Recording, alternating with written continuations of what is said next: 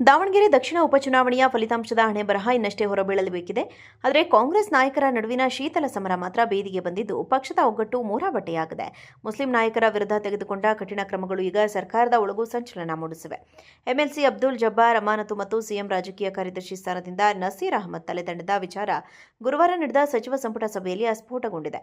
Muslim ನಾಯಕರ ವಿರುದ್ಧದ ಕ್ರಮಕ್ಕೆ ಸಚಿವ ಪ್ರಿಯಾಂಕ್ ಖರ್ಗೆ ಮತ್ತು ಸತೀಶ್ ಜಾರಕಿಹೊಳಿ ಸೇರಿದಂತೆ ಹಲವು ಸಚಿವರು ತೀವ್ರ ಆಕ್ಷೇಪ ವ್ಯಕ್ತಪಡಿಸಿದ್ದಾರೆ. ನಾವು ಮುಸ್ಲಿಂ ಸಮುದಾಯದವನ್ನ ಕಳೆದುಕೊಳ್ಳುತ್ತಿದ್ದೇವೆ ಎಂದು ಪ್ರಿಯಾಂಕ್ ಖರ್ಗೆ ಎಚ್ಚರಿಸಿದರೆ, ಅಬ್ದುಲ್ ಜಬ್ಬಾರ್ ಮೇಲೆ ಕ್ರಮ ಕೈಗೊಂಡಿದ್ದು ತೀರಾ ಅವಸರದ ನಿರ್ಧಾರ. ಇದು ಸಮುದಾಯವೇ ನಮಗೆ ಸವಾಲು ಹಾಕುವಂತೆ ಮಾಡಿದೆ ಎಂದು ಸತೀಶ್ ಜಾರಕಿಹೊಳಿ ವಾದಿಸಿದ್ದಾರೆ. ದಾವಣಗೆರೆ ದಕ್ಷಿಣ ಉಪಚುನಾವಣೆಯ ಫಲಿತಾಂಶದ ಹಣೆಬರಹ ಇನ್ನಷ್ಟೇ ಹೊರಬೀಳಬೇಕಿದೆ. ಆದರೆ ಕಾಂಗ್ರೆಸ್ ನಾಯಕರ ನಡುವಿನ ಶೀತಲ ಸಮರ ಮಾತ್ರ ಬೇದಿಗೆ ಬಂದಿದ್ದು, ಪಕ್ಷದ ಒಗ್ಗಟ್ಟು ಮೂರಾಬಟ್ಟೆಯಾಗಿದೆ. ಮುಸ್ಲಿಂ ನಾಯಕರ ವಿರುದ್ಧ ತೆಗೆದುಕೊಂಡ ಕಠಿಣ ಕ್ರಮಗಳು ಈಗ ಸರ್ಕಾರದ ಒಳಗೂ ಸಂಚಲನ ಮೂಡಿಸಿವೆ. ಎಂಎಲ್ಸಿ ಅಬ್ದುಲ್ ಜಬ್ಬಾರ್ ಅಮಾನತು ಮತ್ತು ಸಿಎಂ ರಾಜಕೀಯ ಕಾರ್ಯದರ್ಶಿ ಸ್ಥಾನದಿಂದ ನಸೀರ್ ಅಹಮದ್ ತಲೆದಂಡದ ವಿಚಾರ ಗುರುವಾರ ನಡೆದ ಸಚಿವ ಸಂಪುಟ ಸಭೆಯಲ್ಲಿ ಅಸ್ಫೋಟಗೊಂಡಿದೆ. ಮುಸ್ಲಿಂ ನಾಯಕರ ವಿರುದ್ಧದ ಕ್ರಮಕ್ಕೆ ಸಚಿವ ಪ್ರಿಯಾಂಕ್ ಖರ್ಗೆ ಮತ್ತು ಸತೀಶ್ ಜಾರಕಿಹೊಳಿ ಸೇರಿದಂತೆ ಹಲವು ಸಚಿವರು ತೀವ್ರ ಆಕ್ಷೇಪ ವ್ಯಕ್ತಪಡಿಸಿದ್ದಾರೆ. ನಾವು ಮುಸ್ಲಿಂ ಸಮುದಾಯದವನ್ನ ಕಳೆದುಕೊಳ್ಳುತ್ತಿದ್ದೇವೆ ಎಂದು ಪ್ರಿಯಾಂಕ್ ಖರ್ಗೆ ಎಚ್ಚರಿಸಿದರೆ, ಅಬ್ದುಲ್ ಜಬ್ಬಾರ್ ಮೇಲೆ ಕ್ರಮ ಕೈಗೊಂಡಿದ್ದು ತೀರಾ ಅವಸರದ ನಿರ್ಧಾರ. ಇದು ಸಮುದಾಯವೇ ನಮಗೆ ಸವಾಲು ಹಾಕುವಂತೆ ಮಾಡಿದೆ ಎಂದು ಸತೀಶ್ ಜಾರಕಿಹೊಳಿ ವಾದಿಸಿದ್ದಾರೆ. ದಾವಣಗೆರೆ ದಕ್ಷಿಣ ಉಪಚುನಾವಣೆಯ ಫಲಿತಾಂಶದ ಹಣೆಬರಹ ಇನ್ನಷ್ಟೇ ಹೊರಬೀಳಬೇಕಿದೆ. ಆದರೆ ಕಾಂಗ್ರೆಸ್ ನಾಯಕರ ನಡುವಿನ ಶೀತಲ ಸಮರ ಮಾತ್ರ ಬೇದಿಗೆ ಬಂದಿದ್ದು, ಪಕ್ಷದ ಒಗ್ಗಟ್ಟು ಮೂರಾಬಟ್ಟೆಯಾಗಿದೆ. ಮುಸ್ಲಿಂ ನಾಯಕರ ವಿರುದ್ಧ ತೆಗೆದುಕೊಂಡ ಕಠಿಣ ಕ್ರಮಗಳು ಈಗ ಸರ್ಕಾರದ ಒಳಗೂ ಸಂಚಲನ ಮೂಡಿಸಿವೆ. ಎಂಎಲ್ಸಿ ಅಬ್ದುಲ್ ಜಬ್ಬಾರ್ ಅಮಾನತು ಮತ್ತು ಸಿಎಂ ರಾಜಕೀಯ ಕಾರ್ಯದರ್ಶಿ ಸ್ಥಾನದಿಂದ ನಸೀರ್ ಅಹಮದ್ ತಲೆದಂಡದ ವಿಚಾರ ಗುರುವಾರ ನಡೆದ ಸಚಿವ ಸಂಪುಟ ಸಭೆಯಲ್ಲಿ ಅಸ್ಫೋಟಗೊಂಡಿದೆ. ಮುಸ್ಲಿಂ ನಾಯಕರ ವಿರುದ್ಧದ ಕ್ರಮಕ್ಕೆ ಸಚಿವ ಪ್ರಿಯಾಂಕ್ ಖರ್ಗೆ ಮತ್ತು ಸತೀಶ್ ಜಾರಕಿಹೊಳಿ ಸೇರಿದಂತೆ ಹಲವು ಸಚಿವರು ತೀವ್ರ ಆಕ್ಷೇಪ ವ್ಯಕ್ತಪಡಿಸಿದ್ದಾರೆ.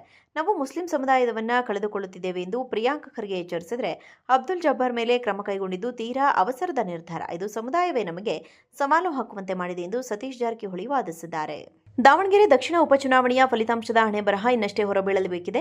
ಆದರೆ ಕಾಂಗ್ರೆಸ್ ನಾಯಕರ ನಡುವಿನ ಶೀತಲ ಸಮರ ಮಾತ್ರ ಬೇದಿಗೆ ಬಂದಿದ್ದು, ಪಕ್ಷದ ಒಗ್ಗಟ್ಟು ಮೂರಾಬಟ್ಟೆಯಾಗಿದೆ.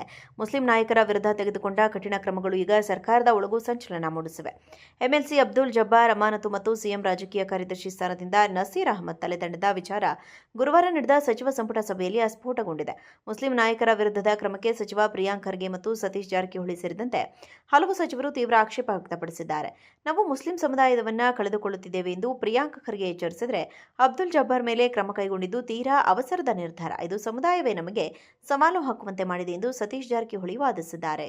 ದಾವಣಗೆರೆ ದಕ್ಷಿಣ ಉಪಚುನಾವಣೆಯ ಫಲಿತಾಂಶದ ಹಣೆಬರಹ ಇನ್ನಷ್ಟೇ ಹೊರಬೀಳಬೇಕಿದೆ. ಆದರೆ ಕಾಂಗ್ರೆಸ್ ನಾಯಕರ ನಡುವಿನ ಶೀತಲ ಸಮರ ಮಾತ್ರ ಬೇದಿಗೆ ಬಂದಿದ್ದು, ಪಕ್ಷದ ಒಗ್ಗಟ್ಟು ಮೂರಾಬಟ್ಟೆಯಾಗಿದೆ. ಮುಸ್ಲಿಂ ನಾಯಕರ ವಿರುದ್ಧ ತೆಗೆದುಕೊಂಡ ಕಠಿಣ ಕ್ರಮಗಳು ಈಗ ಸರ್ಕಾರದ ಒಳಗೂ ಸಂಚಲನ ಮೂಡಿಸಿವೆ.